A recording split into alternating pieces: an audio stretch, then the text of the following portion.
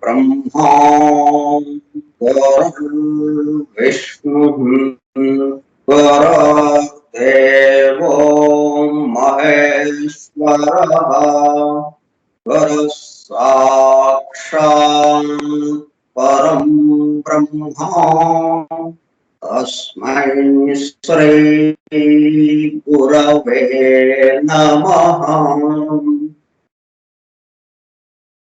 व्यासं वसिष्ठनप्तारं शक्तेः पौत्रमकल्मषम् पराशरात्मजं वन्दे सुखतातं तपोनिधिम् राघवेन्द्रं विष्णुं शशिवर्णं चतुर्भुजम् प्रसन्नवदनं ध्यायेत् सर्वविघ्नोपशान्तये। अगज आनन पद्मार्कं गजाननमहर्निशम् अनेकदं भक्तानाम् एकदन्तमुपास्महे। वक्रतुण्डमहाकाय कोटिसूर्यसमप्रभ निर्विघ्नं कुरु मे देव सर्वकार्येषु सर्वदा। सरस्वती नमस्तुभ्यं वरदे कामरूपिणी विद्यारम्भं करिष्यामि सिद्धिर्भवतु मे सदा। ॐ भूर्भुवस्सुवः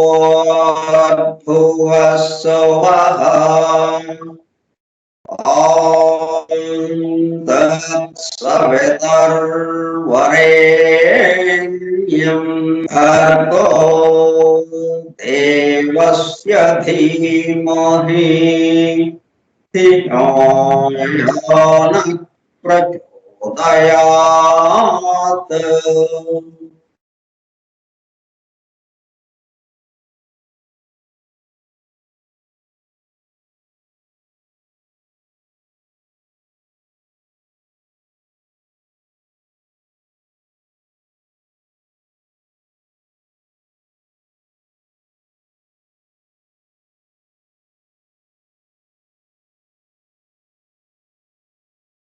वासुदेव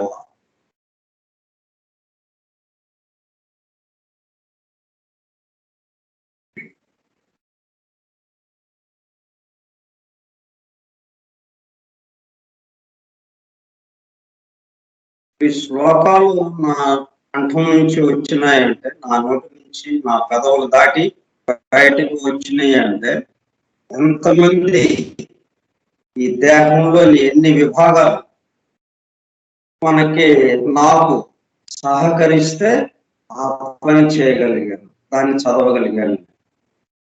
ప్రతి చిన్న కథలకు కూడా మొత్తం సమస్త సృష్టి మన చుట్టూ ఉన్నది ఏదైతే ఉందో సమస్తం ఆత్మ దగ్గర నుంచి, ఆ పరమాత్మ దగ్గర నుంచి, అమ్మవారి నుంచి మొత్తం మనకు సహకరిస్తేనే మనం ఆ కదలిక చేయగలుగుతాం. ఈ కాలుని ఇక్కడి నుంచి ఆ పక్కకి కదిలించామంటే దానికి ఇంతమంది సహకరించాలి, ఈ సృష్టిలో సమస్త జీవులు సహకరించాలి.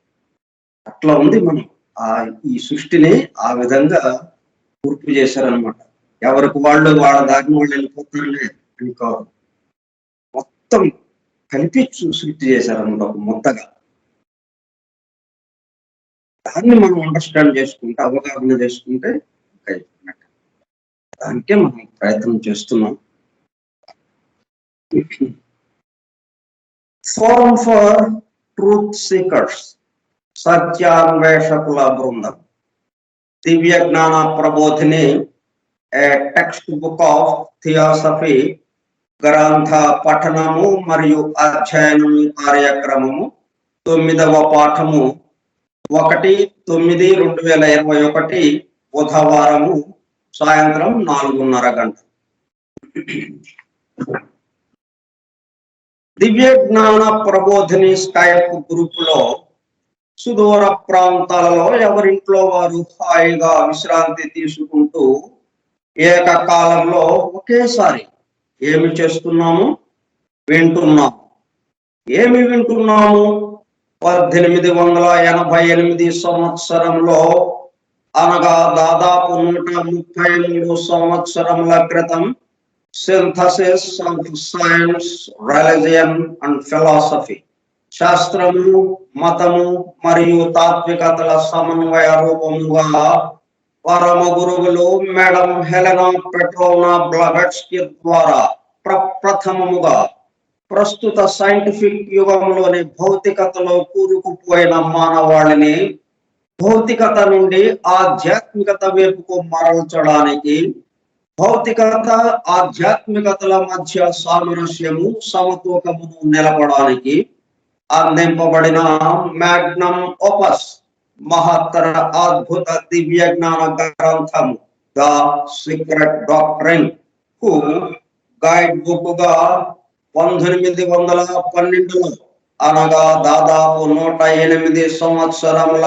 క్రితము, చార్లెస్ వెబ్స్టర్ లెడ్బేటర్ దివ్య జ్ఞానము గురించి సామాన్య ప్రజానీకమునకు కూడా అర్థమయ్యే పద్ధతిలో రచించిన ఏ టెక్స్ట్ బుక్ ఆఫ్ థియాసఫీ ఆంగ్ల గ్రంథమును ద థియోసాఫికల్ సొసైటీ అంతర్జాతీయ అధ్యక్షులుగా పనిచేసిన శ్రీ సి జనరాజదాస గారి ఆజ్ఞతో శ్రీ గుంటూరు వెంకట సుబ్బారావు గారిచే దివ్య జ్ఞాన ప్రబోధిని పేరుతో ఆంధ్రీకరింపబడి 1942 సంవత్సరములు, అనగా దాదాపు 80 సంవత్సరముల క్రితం అడయారులోని ద థియోసాఫికల్ పబ్లిషింగ్ హౌస్ వారి ద్వారా ముద్రింపబడి ఆంధ్ర భాష మాట్లాడే ప్రజలకు, మేధావులతో సహా సామాన్య ప్రజానేకము దివ్య జ్ఞానము గురించి తెలుసుకుని దానిలో తెలిపిన విషయములను తమ నిత్య జీవితంలో ఆచరణలోనికి తెచ్చుకున్నటకు వీలుగా అందుబాటులోనికి వచ్చిన గ్రంథరాజమును ఫోరం ఫర్ ట్రూత్ సీకర్స్, సత్యాన్వేషకుల బృందము ద్వారా నిర్వహింపబడుతున్న గ్రంథ పఠనము మరియు అధ్యయనము కార్యక్రమంలో పోస్టర్ డోస్ గా పఠిస్తూ అధ్యయనము చేయుచుండగా, ఆ కార్యక్రమంలో పాల్గొని ఎలా వింటున్నాము? అత్యంత శ్రద్ధాసక్తులతో చెవియొగ్గి వినుచున్నాం, అనగా ఒళ్ళంతా చెవులు చేసుకుని వినుచున్న ప్రియ సోదర శ్రోతలందరకు నమస్కారం. Okay,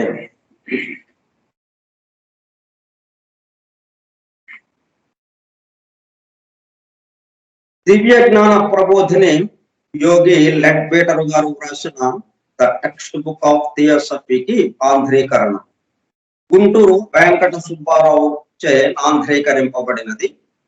Adyar theosophical publishing house వారిచే ప్రచురింపబడినది 1942 సంవత్సరంలో.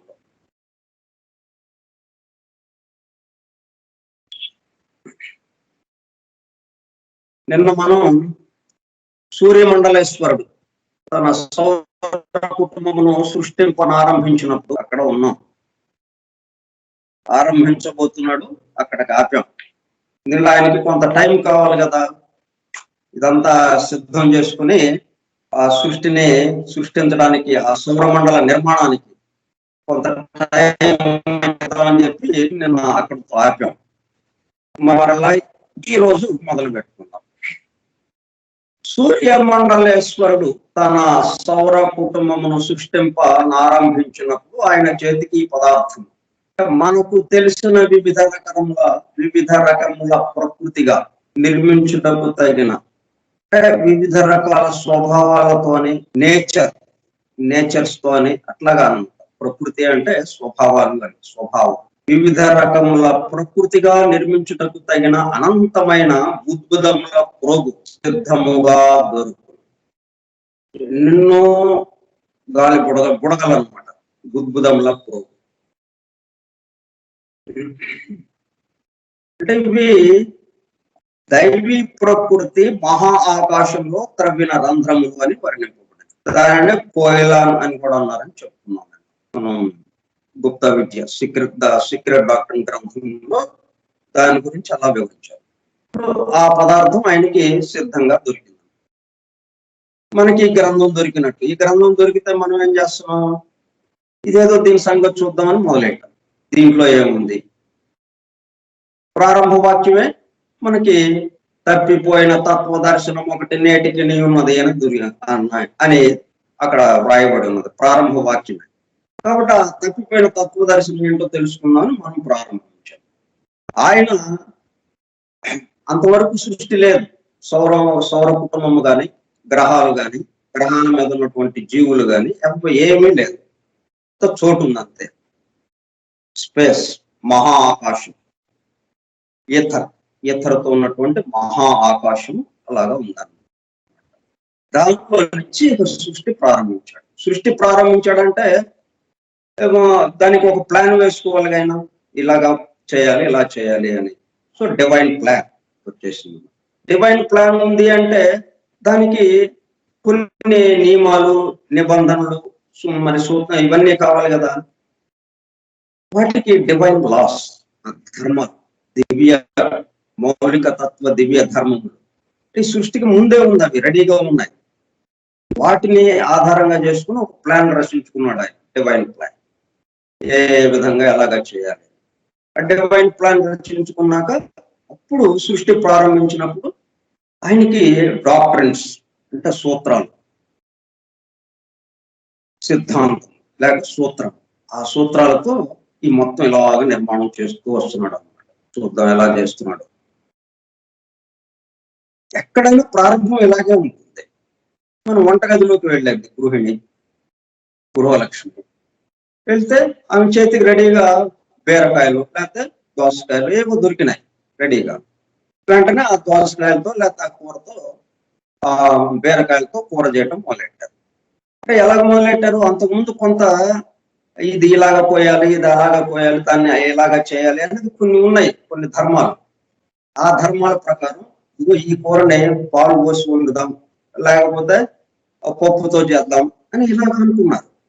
డివైన్ ప్లాన్ వేసుకుని ఇంకా కూర చేయటం మొదలెట్టారు.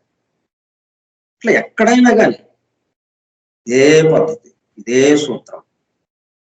అక్కడేదో బ్రహ్మాండంగా జరుగుతుంది, ఇక్కడ మనదే ఉందండి, చిన్న చిన్న పనులు మనయే ఉంది అని లేదు. ఎంత చిన్న పనైనా అదే పద్ధతి, అంత మొత్తం సృష్టి అంతా సృష్టింపబడే పద్ధతి అయినా బ్రహ్మ దగ్గరైనా ఇదే పద్ధతి, ఎవరైనా ఇదే. అనంతమైన బుద్భుతముల ప్రోగు సిద్ధముగా దొరుకు. ఆయన మొట్టమొదట తన వ్యాపార క్షేత్రములకు సరిహద్దులు ఏర్పరచుకున్నాడు. ఇప్పుడు ఇవన్నీ సృష్టింపబోతున్నాడు కదా, గ్రహాలు, ఆ గ్రహాల చుట్టూ మళ్ళీ ఉపగ్రహాలు అన్ని సృష్టించడానికి, అవన్నీ తిరగటానికి ఎంత ప్లేస్ కావాలి, ఎంత వైశాల్యంతో ఉన్న ఈ ప్లేస్, ఈ చోటు కావాలి అనేది ముందు నిర్ణయించుకుని దానికన్నా ఇంకొంచెం ఎక్కువగా ఇంకా ఫర్దర్ గా మనకి భవిష్యత్తులో ఇంకా ఏదైనా అవసరమైతే మళ్ళీ అప్పుడు చోటు లేదని చెప్పి ఆగిపోవటానికి కుదరదు కదా. అందుకని రాబోయే కొంతకాలానికి కొన్ని వందల వేల లక్షల సంవత్సరాల తర్వాత ఏ అవసరం ఏదవుతుందో ఆ అవసరాన్ని కూడా దృష్టిలో పెట్టుకుని తన వ్యాపార క్షేత్రాన్ని సరిహద్దుని ఏర్పాటు చేసుకున్నాడు. ఇంతవరకు నాది, ఈ దీంట్లో నేను ఇక్కడ సృష్టి చేయబోతున్నాను అని చెప్పి ముందు సరిహద్దు ఏర్పాటు చేసుకున్నారు. మనం ఇక్కడ టౌన్ లో ఏదైనా మన ఇప్పుడు గుంటూరు ఉందనుకోండి, గుంటూరు రంగల్పేట బ్రాడీపేట 4వ లైన్ దగ్గర వీళ్ళు ఏం చేశారు, వంతెన కట్టారు, బ్రిడ్జి కట్టారు. బ్రిడ్జి కట్టినప్పుడు ఎప్పుడు దాదాపు 40-50 సంవత్సరాల క్రితం కట్టారు.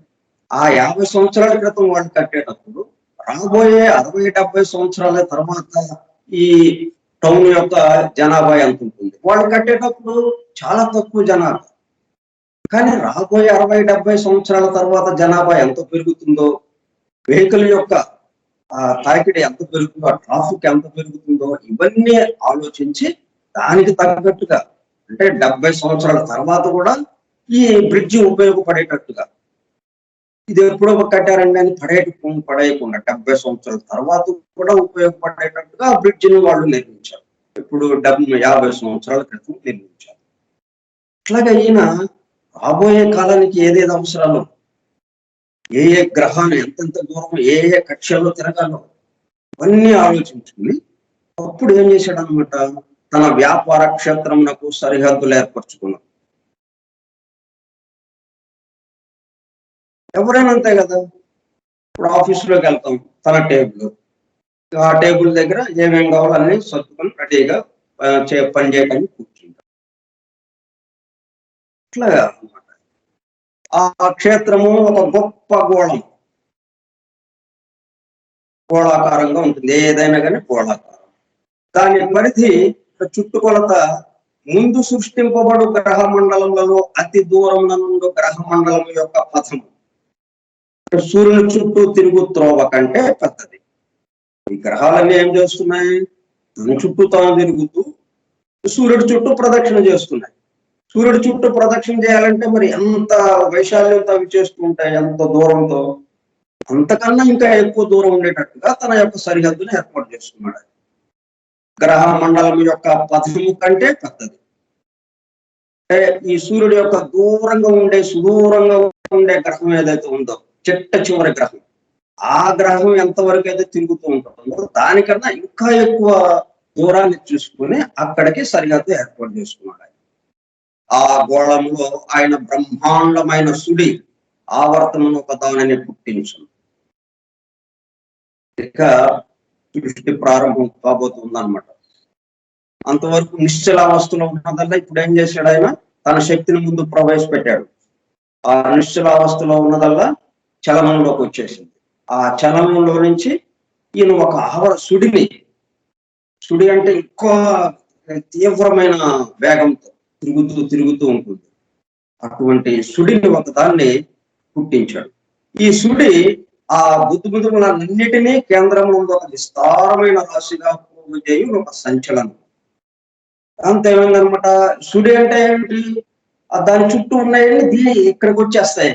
కొద్దిగా దూరంగా ఉన్నాయి కూడా దీని యొక్క ఒత్తిడికి, దీని బలానికి ఆకర్షింపబడి ఈ సుడి దగ్గరికి ఆ చుట్టూ ఉన్నాయన్ని చేరి ఆ సుడి చుట్టూ తిరుగుతూ ఉంటాయి. అట్లా ఈ బుద్భుదాలన్నీ ఉన్నాయి కదా, అవన్నీ కూడా దీని చుట్టూ తిరగటం ప్రారంభించినాయి. ఈ రాశి ముందు గ్రహాది మండలములకు బీజము కాదగిన తేజో మండలంలో నిర్మించు ద్రవ్యం. ఇది ఇక రాబోయే దానికి నిర్మించడానికి కావాల్సినటువంటి ద్రవ్యంగా ఉందన్నమాట. ఇది ద్రవ్యం అంటే ఇట్లాగా మనకి కంటికి కనబడేటట్టుగా మనకి ఇప్పుడు మట్టి ముద్ద అనుకున్నాం, అట్లాగా ఉండదు. అలాగే చపాతి చేయడానికి ముందు మనం గోధుమ పిండితో ఒక ముద్దలాగా చేస్తాం, అట్లాగా ఉండదు. ఇది వెలుగుల ముద్ద అనమాట. వెలుగు తేజస్సుతో నిండినది, వెలుగుతో నిండినది అనమాట. సూక్ష్మంగా వెలుగుతో నిండిన ముద్ద అనమాట. ఆయన విస్తారమైనట్టు పరిభ్రమించుచున్నట్టు నీ గోళంలోనికి తన శక్తి ప్రసారములను ఒకదాని వెనుక నొకదానిని ప్రవేశపెట్టి అందరి బుద్బుదములను ఒకదానికంటే ఒకటి ఎక్కువ సంకీర్ణమైన సమూహములుగా చేర్చు. అట్లాగా చేశాడు. ఈ ప్రకారముగా ఒక్కదానిలో ఒకటి ఓతప్రోతముగా దూరి ఉన్న 7 మహత్తర లోకములు వివిధ తరగతుల చిక్కదనముతో నిర్మించబడు. ఈ విధంగా 7 లోకాలు, ఒక్కొక్క లోకానికి ఆ చిక్కదనంలో తేడా. వివిధ తరగతుల చిక్కదనంలో తేడా వచ్చినప్పుడు కల్లా దాని యొక్క పరిభ్రమణ వేగం కూడా తేడా వస్తుంది. అంటే చిక్కదనం పెరిగే కొద్ది పరిభ్రమించే వేగం తగ్గుతూ ఉంటుంది. చిక్కదనం తక్కువగా ఉండే కొద్ది పరిభ్రమణ వేగం ఎక్కువగా ఉంటుంది. అట్లాగా 7 లోకాలు ఒక దాంట్లో ఒకటి. మనం పువ్వు ఎట్లాగైతే ఒక రేకు నుంచి ఒక రేకు ఎలాగైతే వచ్చిందో అలాగా ఒకే చోట 7 లోకాలు ఉండేటట్టుగా నిర్మించాడు. ఈ లోకములన్నీ ఒక్కటే కేంద్రమును కలిగి ఒక్క చోటులోనే ఇమిడి ఉన్నాయి. ఒక లోకానికి ఇంకెక్కడికో వెళ్ళాలండి, ఇంకో లోకం ఇంకెక్కడికో వెళ్ళాలి, అట్లాగా లేదు. ఏది కావాలంటే అది ఆ లోకం మన కళ్ళ ముందు కనిపిస్తుంది. ఆ లోకంలో మనం ఉన్నట్టు అయిపోతుంది. అంటే దానికి తగ్గ శక్తిని మనం కనుక తెలుసుకుంటే, కలిగి ఉంటే. మనం ఇక్కడి నుంచి వేరే మద్రాసు వెళ్తున్నాం అంటే దానికి కావాల్సిన ఏర్పాటు మనం చేసుకున్నాం కదా, కాబట్టి వెళ్ళగలుగుతున్నాం. అట్లాగే ఇక్కడి నుంచి కామలోకానికి వెళ్ళాలి, యాస్ట్రల్ వరల్డ్. దానికి తగ్గ ఏర్పాటు చేసుకుంటే ఇక్కడే యాస్ట్రల్ వరల్డ్ కనిపిస్తుంది. యాస్ట్రల్ వరల్డ్ అంతా మనం దృశ్యమానంగా సినిమాలాగా చూడవచ్చు. ఇక్కడ నుంచి మెంటల్ వరల్డ్కి వెళ్ళాలంటే మెంటల్ వరల్డ్ ఇక్కడే. ఇక్కడి నుంచి మనం ఉపగ్రహాలు, రాకెట్లతో పైకెళ్ళటాలు ఇవేం లేవు. ఎక్కడెక్కడో దూరంగా ఉంటాయి కదా మనం వెళ్ళడానికి. దూర ప్రయాణం ఏం లేదు ఇక్కడ. ఉన్న చోటే సమస్తం పరమాత్మతో సహా మనకు దర్శనం అవుతాయి. ఆయన తన 3వ మూర్తిగా వ్యవహరించు. 3వ మూర్తి అంటే బ్రహ్మ. అదే బైబిల్లో హోలీ ఘోస్ట్ బైబిల్లో. వేదము వీటికి సంబంధించి బ్రహ్మ స్రష్ట, సృష్టికర్త. 3వ మూర్తిగా వ్యవహరించు నీ బృహద్గోళంలోనికి మొట్టమొదటి శక్తి ప్రసారమును పంపు. 3వ మూర్తి నుంచి అంటే జీవ ప్రసారాలు అన్నమాట ఇవి. అది మరి యాక్టివేట్ చేయాలి కదా. దాన్ని యాక్టివేట్ చేయడం కోసం ఈ బృహద్గోళంలోనికి మొట్టమొదటి శక్తి ప్రసారమును పంపును. ఆ శక్తి ప్రసారం ఏం చేస్తుంది అనమాట, దేంట్లో నుంచి పంపించాడు ఆయన? 3 మూర్తులుగా ముందు చీలాడు. అంటే త్రిగుణాలు. మనకి ఇక్కడ చెప్పేదేంటి? త్రిగుణాలు. 1 నుంచి 3గా త్రిగుణాలుగా వచ్చింది, సత్వ రజస్ తమో గుణం. అక్కడి నుంచి పంచభూతాలు ఏర్పడ్డాయి. ఆ విధంగా అన్నమాట. ఇప్పుడు ఈ త్రిగుణాలకి సంకేతంగా ఇక్కడ 3 ప్రసారం. మనకేంటంటే మనకి వేదము, పురాణాలు, ఉపనిషత్తులు వాటిల్లో ఈ పద్ధతిలో ఇస్తారు. త్రిగుణాలు, పంచభూతాలు అట్లా. దీంట్లోనేమో ఇట్లా ప్రసారాలు, జీవశక్తులు ఇట్లా సైంటిఫిక్ టెర్మినాలజీతో మనకి వివరించడం చేస్తున్నారు. అక్కడేమో మనుషుల పేర్లతో, దేవతల పేర్లతో వర్ణిస్తూ మనకి అక్కడ చెప్పారు ఇదే విషయాన్ని. తన 3వ మూర్తిగా వ్యవహరించుచు నీ బృహద్గోళంలోనికి మొట్టమొదటి శక్తి ప్రసారమును పంపు. అది ఆ గోళమునంతటను విస్తారమైన చిన్న సుడులను కలిగించు. ఇప్పుడు ఒక సుడి ఎలా ఏమైందన్నమాట, బ్రహ్మాండమైన సుడులు వచ్చేసినాయి. ఎన్నెన్నో లెక్కలేనని వచ్చేసినాయి సుడులు, అనేక సుడులు. విస్తారమైన చిన్న సుడులను కలిగించు. ప్రతి సుడిను దానిలోనికి 49 బుద్బుదములను చేర్చుకుని వాడిని ఒక రూపంలో నమర్చు. ఈ విధంగా ఇక లోకాలు తయారు కాబోతున్నాయి అన్నమాట. 7 లోకాలు. ముందు మొదటి లోకానికి సంబంధించి రెడీ అయిపోయింది. అంటే మహాపరినిర్వాణము అనేది హైయెస్ట్ కదా, దానికి సంబంధించింది రెడీ అయిపోయింది. రెడీ అయిపోయాక పరినిర్వాణానికి సంబంధించింది ఇప్పుడు దాంట్లో నుంచి రావాలి. ఇవన్నీ ఎట్లాగ వస్తున్నాయి లోకాలు? అవి 7 లోకాలు అని చెప్పుకున్నది. మొట్టమొదటిగా ఒక లోకం వచ్చేసింది, ఒక పెద్ద సుడి. ఆ సుడిలో నుంచి చిన్న చిన్న సుడులు వచ్చినాయి. ఇప్పుడు మొదటి ప్రసారంతో, మొదటి జీవ ప్రసారంతో ఎవరి నుంచి వచ్చింది? మొదటి జీవ ప్రసారం 3వ మూర్తి నుంచి. మొదటి జీవ ప్రసారం వచ్చి చిన్న చిన్న సుడులుగా విభజించింది. దాన్ని చిన్న చిన్న సుడులుగా విభజించేటప్పటికల్లా అవి బుద్బుదాలన్నిటిని తన చుట్టూ ఎన్నేసి చేర్చుకున్నాయి? ప్రతి సుడియును తనలోనికి 49 బుద్బుదాలను చేర్చుకుంది. 49 బుద్బుదాలు అంటే బుడగలు దాని చుట్టూ చేరినాయి. ఆ సుడి ఇంకొక సుడి చుట్టూ ఇంకొక 49. ఈ విధంగా ఇలా నిన్నో ఆ విధంగా చేరినాయి. ఈ సుడులు అంటే ఏంటి? ఒక్క క్షణం కూడా ఇంకా నిశ్చల స్థితి లేదు. ఇక వేగంగా, అత్యంత వేగంగా తిరుగుతూ ఉన్నాయి అన్నమాట. అత్యంత వేగంగా, మనకి అసలు మనం ఊహించలేనంత వేగం అన్నమాట. అటువంటి వేగంతో తిరుగుతూ ఉంటుంది. చిన్న చిన్న సుడులను కలిగించు. ప్రతి సుడిను తనలోనికి 49 బుద్బుదములను చేర్చుకుని వానిని ఒక రూపంలో నమర్చు. ఈ విధముగా నేర్పడిన బుద్బుద సముదాయములు పోతపోతముగా లోకములను 2వ లోకం యొక్క అణువులు. ప్రతిది కూడా అన్నిటికన్నా చిన్నదే అణువు. ఈ అణువులతో కూడుకున్నదే మొత్తం ఏదైనా కానీ. అణువులతో ఎందుకని వచ్చింది? అవసరమైనప్పుడు ఒక చోటకి చేరుతాయి, అక్కర్లేనప్పుడు విడిపోతాయి. అందుకని మొత్తం కలిపి ఒక ఐటమ్ గా ఉండదు, అణువులతో కూడుకుని ఉంటుంది. ఇప్పుడు ఇట్లాగే ఏమైందనమాట, ఇక్కడ 49 బుద్బుదాలతో ఉన్నటువంటి ఒక చేర్చుకుని వారిని ఒక రూపంలో అమర్చింది. ఈ 49 బుడగలతో ఒక రూపానికి చేర్చుకుంటే అది ఒక అణువు అనమాట. చిన్న అణువు, మనకి కంటికి అసలు కనపడనే కనపడదు, కానీ అత్యంత వేగంతో తిరుగుతూ ఉంటాయి. ఈ విధముగా నేర్పడిన బుద్బుద సముదాయములు ఓతప్రోతముగా ఉన్న లోకములను 2వ లోకం యొక్క అణువు. ఇప్పుడు ఇక్కడ మనకి మరి 2వ లోకం యొక్క అణువులు అంటే మొదటి లోకంలో మరి ఆ ఖాళీ అయిపోతుంది కదా. మొదటి లోకము ఉండాలి, 2వ లోకానికి సంబంధించి ఆ మొదటి లోకంలో నుంచి కిందకి దిగాలి. కాబట్టి మొదటి లోకానికి సంబంధించిన అణువులు ఉంటాయి, దానికి సంబంధించిన సుడులు, వాటిల్లో ఉన్న బుద్బుదాలు, అవి ఎంత వేగంతో తిరగాలో అత్యంత వేగంతో తిరిగేది మొదటి లోకంలో అన్నమాట. చాలా వేగంతో తిరుగుతాయి.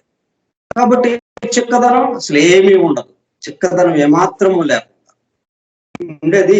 అత్యంత వేగంతో తిరిగేది అక్కడ అణువులు, ఒకడు మొదటి లోకంలో ఉన్న అణువులు.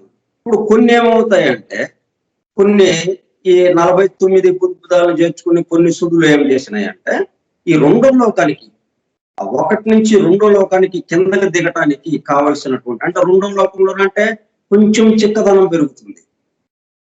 చిక్కదనం పెరిగిందంటే ఆ వేగం తగ్గింది అనమాట.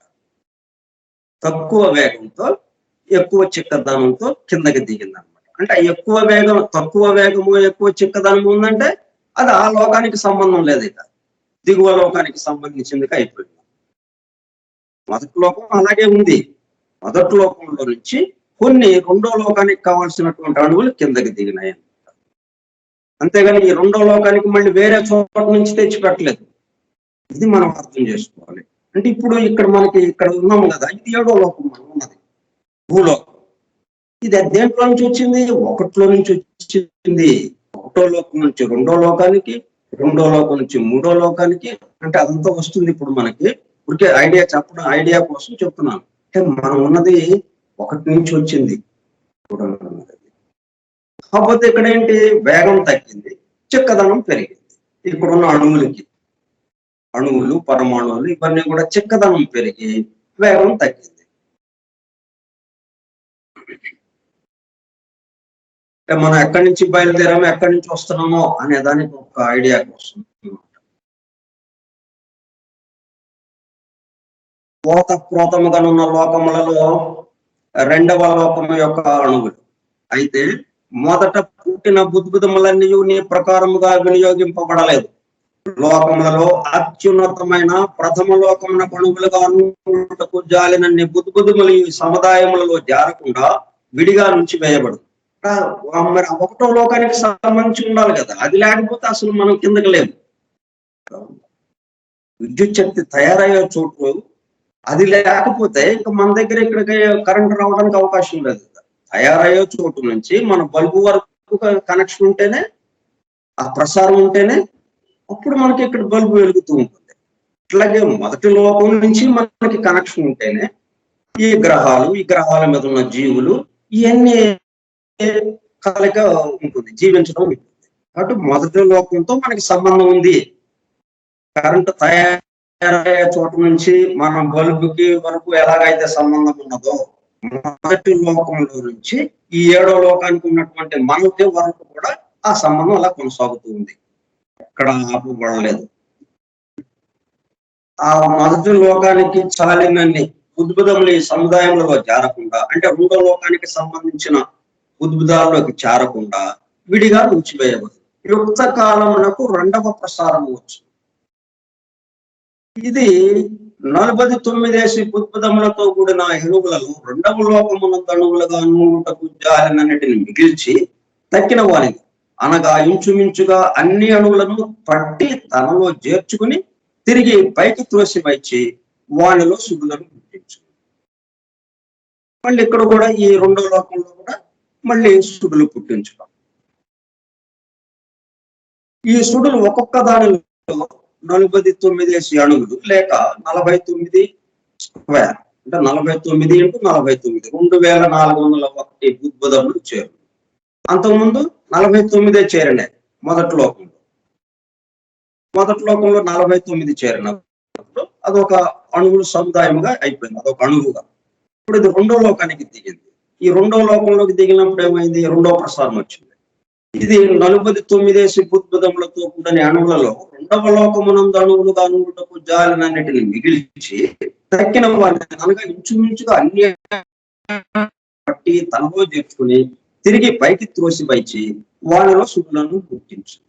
ఇక అన్ని ఇదే పద్ధతి అన్నమాట, సుడులను గుర్తించడం. దాని చుట్టూ 49 మొదటి లోకంలో, 2వ లోకంలో 49 స్క్వేర్, 3వ లోకానికి వచ్చినకల్లా 49 క్యూబ్, ఇట్లాగా వస్తుంటుంది అనమాట. 49 స్క్వేర్, 49 × 49 అంటే 2401 బుద్భుతములు చేరు. ఇవి 3వ లోకమునకు అణువులుగా మారుతాయి అన్నమాట. 3వ లోకానికి సంబంధించిన అణువులు ఇవి.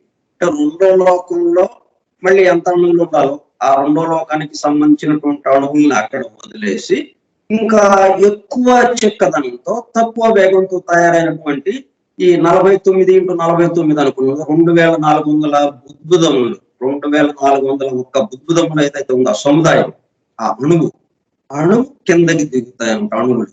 అలాగా అది 3వ లోకానికి సంబంధించిన అణువులుగా ఉంటాయి.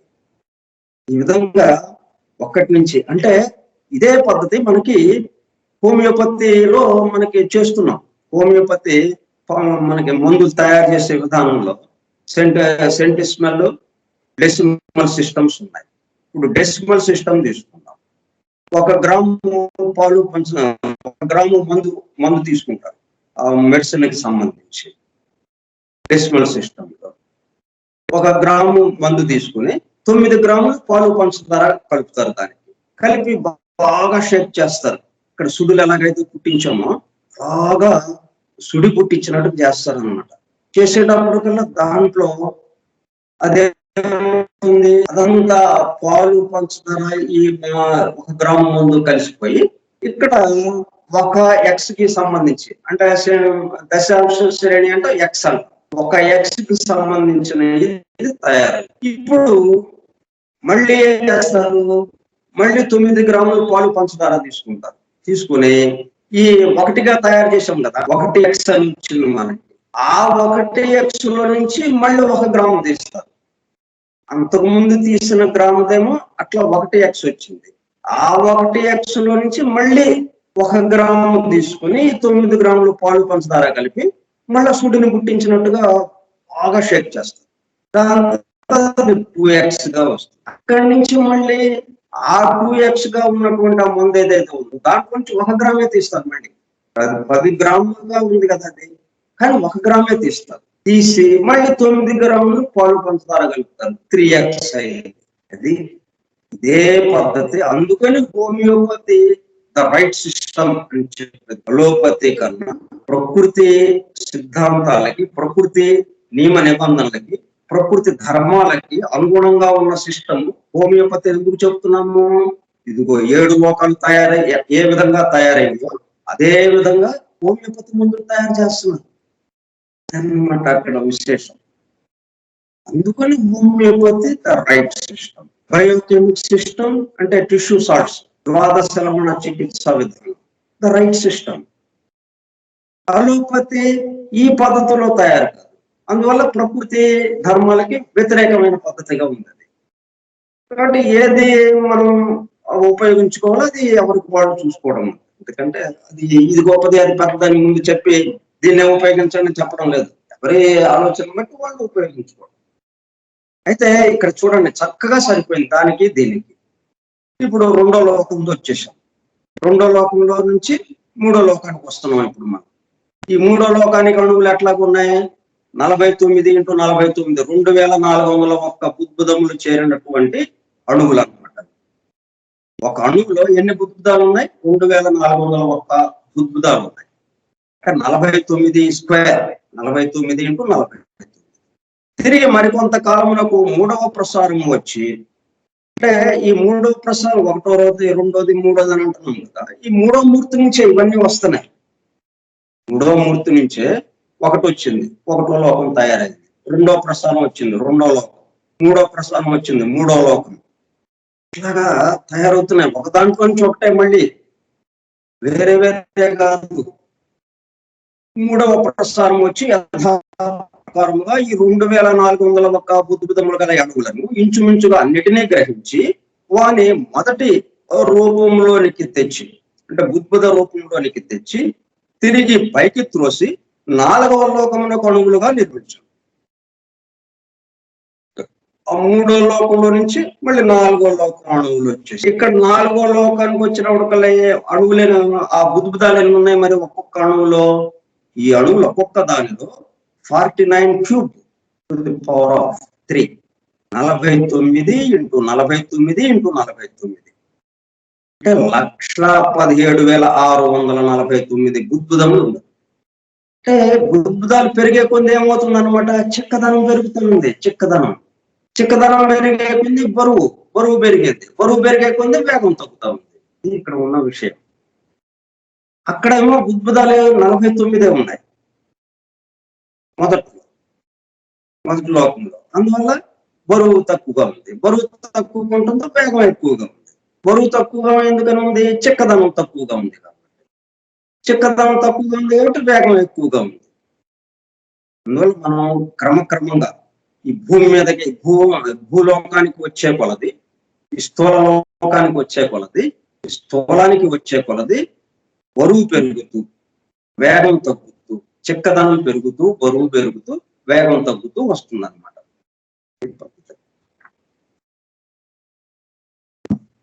4వ లోకమున అణువులుగా నిర్మించు. ఈ అణువులు ఒక్కొక్క దానిలో 49 క్యూబ్, అంటే 1,17,649 బుద్బుదములు. ఈ విధముగా 4వ ప్రసారం వచ్చి ఇట్లా 3 అయిపోయింది, 4 అయిపోయింది, 5 అయిపోయింది, ఇప్పుడు 6వ ప్రసారం వచ్చి స్థూలతమైన 7వ లోకమున అణువులను నిర్మించు వరకు. 6వ ప్రసారం వచ్చిందంటే 7వ లోకానికి సంబంధించి పనిచేసింది. మొదటి ప్రసారం ఎప్పుడు వచ్చింది? 2వ లోకానికి పని చేయడం కోసం మొదటి ప్రసారం వచ్చింది. లేకపోతే అది అక్కడ ఉండిపోయి ఉండేది, అసలు ఈ గోలంతా ఉండేది కాదు. ఆ 3వ మూర్తి లేడనుకోండి, అసలు గోలే లేదు. సౌరమండలేశ్వరుడు ఉన్నాడు, పదార్థం ఉంది, కూర్చునేవాడు. గృహలక్ష్మి వంటింట్లోకి వచ్చింది, కూర్చుంది. పక్కన కూరగాయలు ఉన్నాయి, గృహలక్ష్మి ఉంది, కూర్చున్నారు. అంతే, కూర లేదు, ఏం లేదు. అట్లాగే ఇక్కడ కూడా ఏం లేదు, ఈ గోలంతా ఉండేది కాదు. ఇప్పుడు మనం ఈ భూలోకంలో ఈ గ్రహాల మీద జీవులు, భూగ్రహం మీద జీవులం, ఎన్ని కష్టాలు, ఎన్ని బాధలు, ఏడుపులు, పెడబొబ్బలు, ఇవన్నీ ఎగిరిపోయి అసలు లేవు. కానీ మరి ఆయన ఊరుకోవడం కదా, ఇదొక ఆట, ఇదొక నాటకం, జగన్ నాటకం. అందుకని మరి ఆయన మొదలెట్టేటప్పటికల్లా ఇదిగో ఇట్లాగ వచ్చింది అనమాట. ఒక్కొక్క ప్రసారానికి ఆ దిగువ లోకానికి సంబంధించిన అణువులు తయారవుతూ వచ్చినాయి అన్నమాట. ప్రసారం ఎందుకు ఇస్తున్నాడు? దిగువ లోకానికి సంబంధించిన అణువులు తయారవడం కోసం.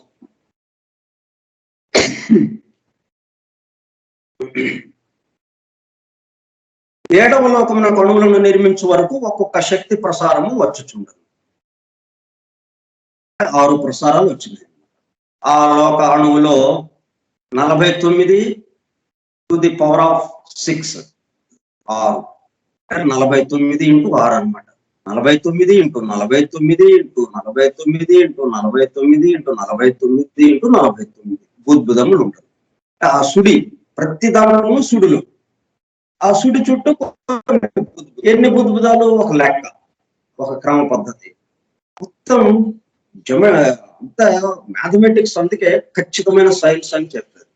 ఎక్కడ బీరిపోదన్నమాట, ఎక్కడ ఏమి ఖచ్చితత్వం. ఎక్కడికక్కడికి 49. 49కి ఎన్ని సముదాయాలు, ఏ లోకానికి సంబంధించి అన్ని సార్లు అన్నట్టుగా. 7వ లోకానికి వచ్చినట్టుగా 49 into 6, 49 to the power of 6. అన్ని బుద్భుదాలు ఉంటాయి అన్నమాట. ఆ అణువులో, ఒక అణువులో ఇన్ని బుద్భుదాలు ఉంటాయి అన్నమాట. ఈ 7వ లోకపు అణువు మన పృథ్వీ లోకం యొక్క పరమాణువు. ఇంత చేస్తే అది ఏంటనమాట, మనకి కంటికి ఏమాత్రం కనపడలేదు, వేరుగా కనపడలేదు. మైక్రోస్కోప్ తో చూస్తేనే అంతుపట్టేదయ్యేది పరమాణువు ఏదైతే ఉందో ఆ పరమాణువు. ఈ 7వ లోకపు అణువు మన పృథ్వీ లోకం యొక్క పరమాణు. ఇది రసాయన శాస్త్రజ్ఞులు అణువు అనేది కాదు.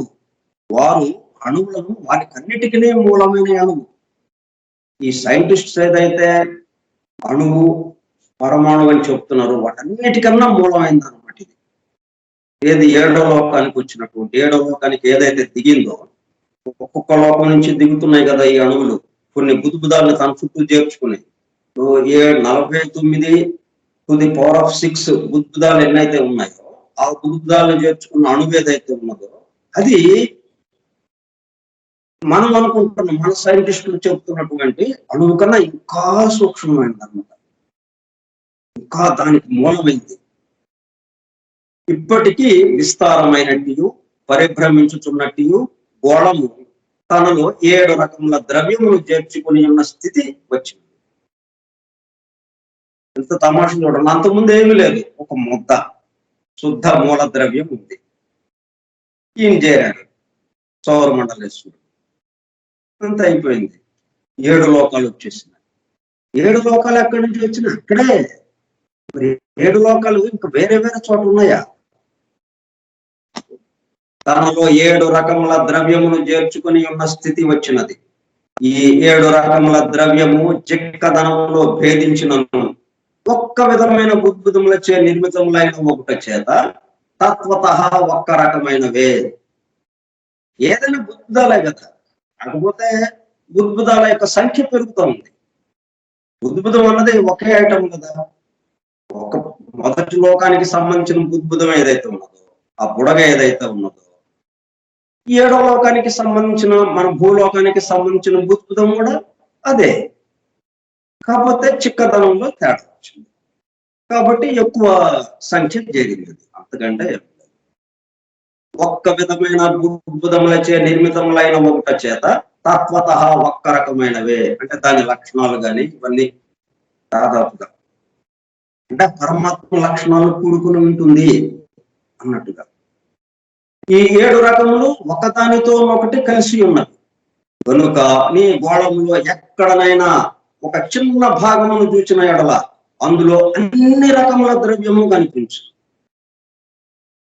7 లోకానికి సంబంధించింది కనిపిస్తుంది అన్నమాట. అందుకని మనం మొదటి లోకానికి వెళ్ళాలంటే మనకి సూట్ వేసుకుని మన రాకెట్ ప్రయోగించి ఉపగ్రహం ద్వారా వెళ్ళటం ఏం లేవు. మొత్తం ఇక్కడే ఉంది 7 రకాలు. ఏ లోకం కావాలన్నా ఇక్కడ. ఎక్కడైనా సినిమా ఇక్కడ చూసేయచ్చు. ఒక చిన్న భాగమును చూచిన అందులో అన్ని రకముల ద్రవ్యము కనిపించు. అయితే వానిలో బరువైన అణువులు వాని బరువును బట్టి మధ్య భాగమున జోరుకుల స్వభావము కలిగి ఉండును. అందుకే మనకి భౌతిక దేహం, స్థూల దేహం మధ్యలో ఉంటుంది. దాని చుట్టూ ఏథరిక్ డబుల్, దాని చుట్టూ యాస్ట్రల్ బాడీ, దాని చుట్టూ మెంటల్ బాడీ. ఇట్లాగా సూక్ష్మయ్యే కొద్ది చుట్టూ ఉంటా ఉన్నాయి. మధ్యలో చేరింది ఏదనమాట, బాగా బరువు ఉన్నటువంటి, ఎక్కువ చిక్కదనం ఉన్నటువంటి, తక్కువ వేగంతో తిరుగుతున్నటువంటి భౌతిక దేహం, భౌతిక ఉంటుంది. మధ్య భాగమున చేరుకున్న స్వభావం కలిగి ఉండదు. ఆ ఈశ్వరుని 3వ మూర్తిలో నుంచి వెలువడిన 7వ శక్తి వలె నిర్మింపబడిన పృథ్వీలోక అణువులను గ్రహించి తిరిగి విడి బుద్భుతములలోనికి మార్చు. ప్రతి ప్రసారం ఏమవుతుంది, అక్కడ ఉన్నటువంటి బుద్భుతాలను అక్కడ నుంచి ఆ లోకానికి సంబంధించినవి మిగతా వాటిని పైకి తోసారు. బయటకు తోసేస్తే అది తర్వాత లోకానికి సంబంధించిన అణువులుగా మారుతారు. ఇక్కడ 7వ ప్రసారం ఏం జరిగింది, ఇప్పుడు 6 ప్రసారాలు అయినాయి. 7వ లోక అణువులు వచ్చేసినాయి. అంటే ఇప్పుడు 7వ ప్రసారం కూడా వచ్చి అదే పని చేసింది అనుకున్నప్పుడు ఏమవుతుంది, 8వ లోకం కావాలి. కానీ 7వ లోకంతో ఇంకా ఎండ్ సరిగా మూసుకుపోయింది అనమాట. 7వ లోకం వరకే మనకి ఆయన డివైన్ ప్లాన్ లో ఉన్నది 7వ లోకం వరకు అని. 7వ లోకానికి సంబంధించిన అణువులు వచ్చేసినాయి. ఇప్పుడు 7వ ప్రసారం వచ్చింది. 7వ ప్రసారం ఏం జరిగిందనమాట, 7వ ప్రసారానికి ఆ మొదటి 6 ప్రసారాల గురించి ఒకటే పద్ధతి. ఎట్లాగా ఆ ప్రసారం రావడం, అక్కడ సుడుల్ని గుర్తించడం, ఆ సుడి చుట్టూ బుధుబుధాలను చేర్చుకోవటం, ఒక్కొక్క లోకానికి సంబంధించి అణువులుగా కింద లోకానికి అణువుల్ని పంపించడం, అక్కడున్న ఆ లోకానికి సంబంధించిన వాటిని ఆపేసేసి నిలిపివేసి తర్వాత కింద లోకానికి దిగువ లోకానికి కావాల్సిన అణువుల్ని కిందకి పంపించడం. ఇది ఒక్కొక్క శక్తి ప్రసారం జరిగింది. ఒక్కొక్క ప్రసారం ద్వారా ఇవి జరిగినాయి. 6 ప్రసారాల ద్వారా 7వ లోకం అణువులు వచ్చినాయి. 7వ లోకానికి సంబంధించి, ఈ భూలోకానికి సంబంధించి, స్థూల జగత్తుకి సంబంధించిన అణువులు వచ్చినాయి. అంతవరకు బాగుంది. ఇప్పుడు 7వ ప్రసారం వచ్చింది. మరి 7వ ప్రసారం ఏం చేయాలి, ఆ ఈశ్వరుని 3వ మూర్తిలో నుంచి వెలువడిన 7వ శక్తి ప్రసారము వెనుకటి వాని వలె కడపట నిర్మింపబడిన పృథ్వీలోక అణువులను గ్రహించి తిరిగి విడి బుద్భుతములలోనికి మార్చదు, కానీ వాని అనేక విధములైన సముదాయములుగా చేర్చు. అయితే ఇక్కడ ఏం జరుగుతుందనమాట, ఇక్కడే ఉండేటట్టుగా అనేక సముదాయాలుగా మార్చేస్తుంది ఆ శక్తి ప్రసారం. దాని కూడా చేయాలి కదా, అన్ని శక్తి ప్రసారం లాగానే ఇది కూడా వచ్చింది.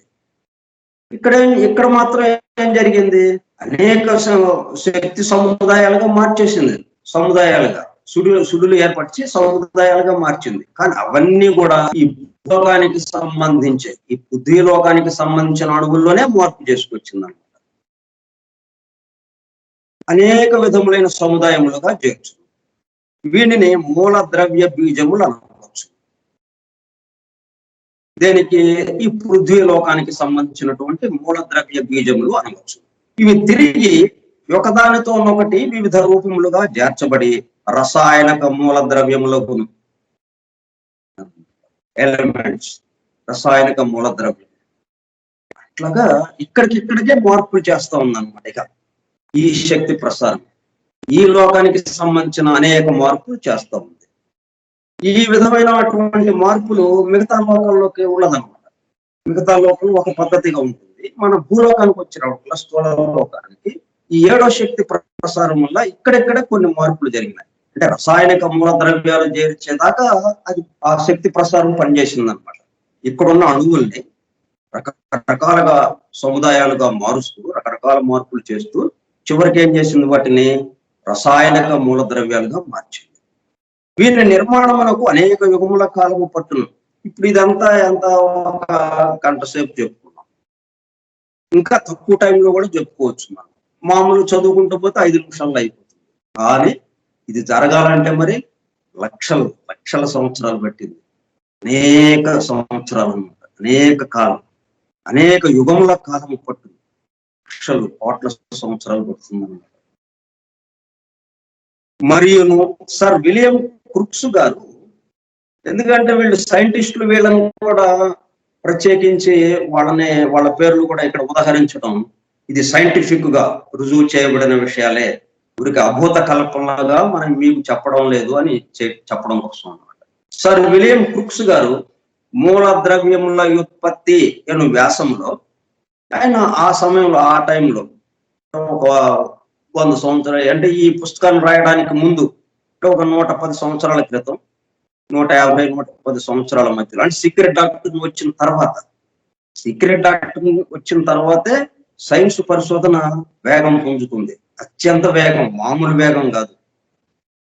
ఈ 100 సంవత్సరాల్లో మనకి సైన్స్ పరిశోధనకి సీక్రెట్ డాక్టర్ రాక ముందున్నటువంటి పరిశోధనకి ఎంత తేడా ఉందో చూడండి. చాలా స్లోగా పరిశోధన జరుగుతూ ఉండేది. సీక్రెట్ డాక్టర్ లో ఉన్న ఆ సృష్టి యొక్క అమరిక, సృష్టి రహస్యాలన్నీ, ఈ అణువులు ఎట్లాగొచ్చినాయి, ఈ అణువుల గురించిన వివరం వచ్చేటప్పుడు సైంటిస్టులకు ఎంత తేలికైపోయింది, వేగవంతం అయిపోయింది అనమాట. దీన్ని వీళ్ళు ఇప్పుడు 7వ శక్తి ప్రసారం ఎలాగైతే ఈ సముదాయాలని రకరకాలుగా మార్పులు చేసి రసాయనిక అణువులుగా మార్చిందో, రసాయనిక మూల ద్రవ్యాలుగా, ఈ మూల ద్రవ్యాలను పట్టుకుని వీళ్ళు రకరకాలుగా మార్పులు చేసి మనకి ఎన్నెన్నో వస్తువులు కనిపెడతా ఉన్నారు. మూల ద్రవ్యముల ఉత్పత్తి అను వ్యాసంలో నిర్దుష్టముగా సూచించినట్లు అనేక శక్తుల పరస్పర సంఘర్షణ చేత ఈ రూపంలో ఒక నిర్దిష్టమైన క్రమమును అనుసరించి నిర్మింపబడును. పాజిటివ్, నెగిటివ్, అట్లాగే సెంట్రిఫ్యూగల్, సెంట్రిపెటల్, అట్లా రకరకాల ఫోర్సెస్, ప్రాణము, అపానము, వ్యానము, ఉదానము, సమానం, 5 ఫోర్సెస్ ఉన్నాయన్నమాట. పంచభూతాల్లాగా 5 ఫోర్సెస్. ఈ విధంగా ఈ ఫోర్స్ల యొక్క ఒకదానికి ఉన్నటువంటి ఘర్షణ చేత ఈ రూపంలో ఒక నిర్దిష్టమైన క్రమమును అనుసరించి నిర్మింపబడును. ఈ రూప నిర్మాణం ఇప్పటికీ ఇంకా పూర్తి కాలేదు.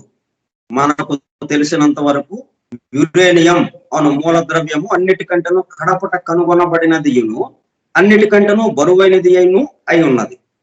ఇది ఎప్పుడుది? దాదాపు 80 సంవత్సరాల,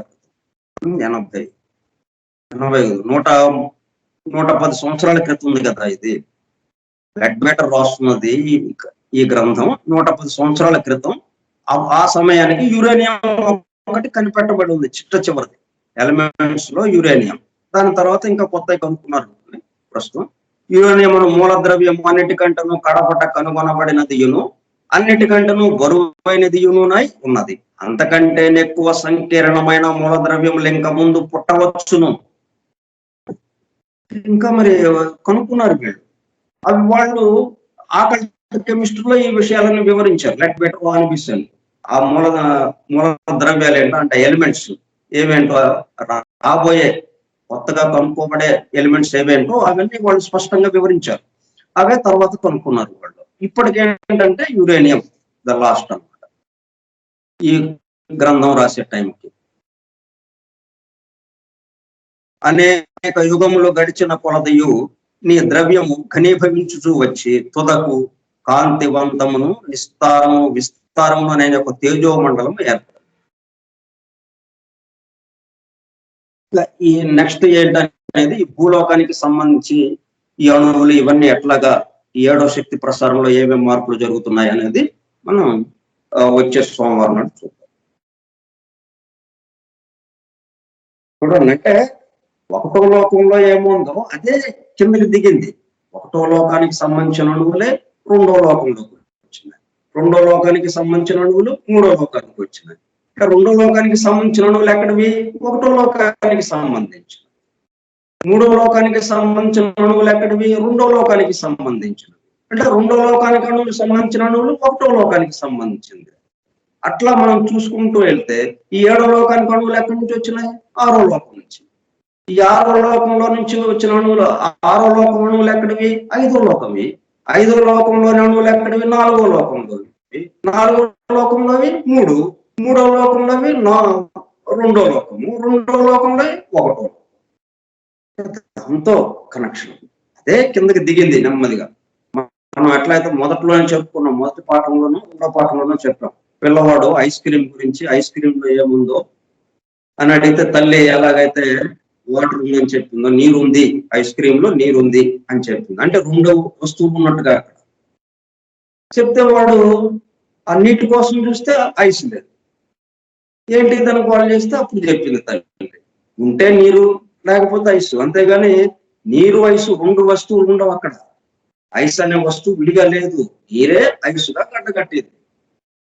అట్లాగా ఇది ఒకటో లోకం నుంచి వచ్చిందే ఇక్కడ ఏడో లోకం. కాబట్టి మనం ఏడో లోకంలో ఉన్నామంటే అవన్నీ మనకి ఏం లేదంటే మరి కాదు కదా.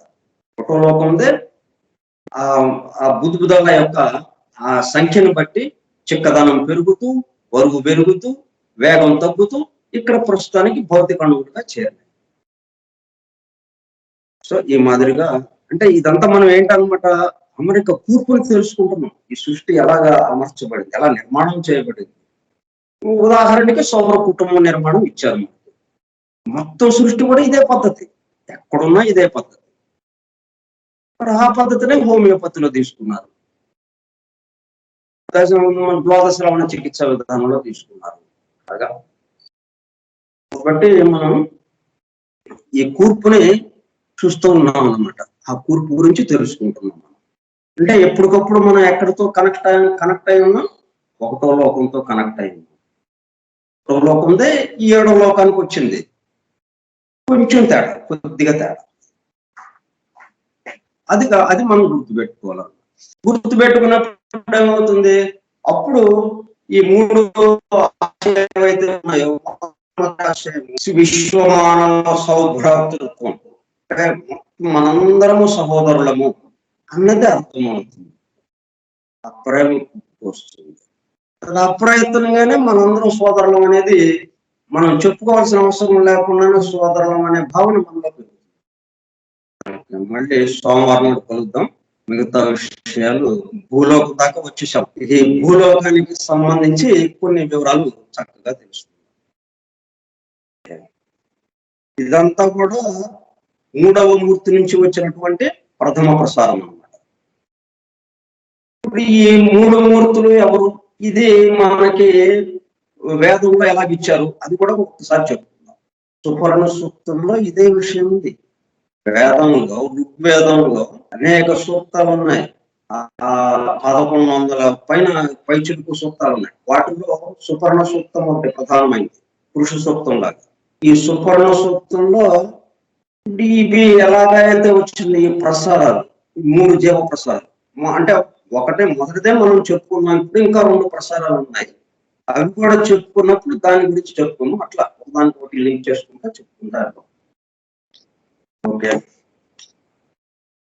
స్వస్తి ప్రజాభ్యః పరిపాలయంతాం న్యాయేన మార్గేణ మహీం మహిషాః. ఓ బ్రాహ్మణేభ్యః శుభమస్తు నిత్యం. లోకాః సమస్తాః సుఖినో భవంతు. లోకాః సమస్తాః సుఖినో భవంతు. లోకాః సమస్తాః సుఖినో భవంతు. ఓం శాంతి శాంతి శాంతి. కార్యక్రమం చివరిలో, ప్రారంభంలోనేమో కొన్ని ప్రార్థనా గీతాలు చెప్పుకున్నాం. చివరిలో ఈ లోకా సంస్థ సుఖినో భవంతు అని చెప్పుకున్నాం. ఇది చివరిలో చెప్పుకోవడంలో అర్థం ఏంటంటే, ఉద్దేశం ఏంటంటే, మనం ఈ గంట సేపు ఓ చక్కటి కాలక్షేపం చేసాం, సద్గ్రంథ పఠనం చేసాం, సత్సాంగత్యం చేసాం. కాబట్టి సత్కర్మాచరణ కూడా ఉండాలిగా. మొత్తం 3 కదా మనకి. ఆ సత్కర్మాచరణ ఏంటి, ఈ గంట సేపు మనం చేసినందుకు కొంత ఎనర్జీ క్రియేట్ అవుతుంది. దేవతలంతా సంతోషించి మన చుట్టూ చేరతారు. వాళ్ళు వచ్చారంటే ఎంతో ఎనర్జీ క్రియేట్ అవుతుంది. ఆ క్రియేట్ అయిన ఎనర్జీని, ఉత్పాదింపబడినటువంటి ఆ దివ్య శక్తి మొత్తం ఈ సమస్త మానవ జాతికి, సమస్త మానవాళికి ఉపయోగపడాలన్నట్టుగా మనం ఈ చివరిలో ఈశా లోకా సమస్త సుఖినో భవంతు చదువుతున్నాం. ఓకే, ఓపికగా విన్న శ్రోతలందరకు ధన్యవాదాలు. Thank you sir. Sir thank you sir. Thank you. Very good. ఆనందాన్ని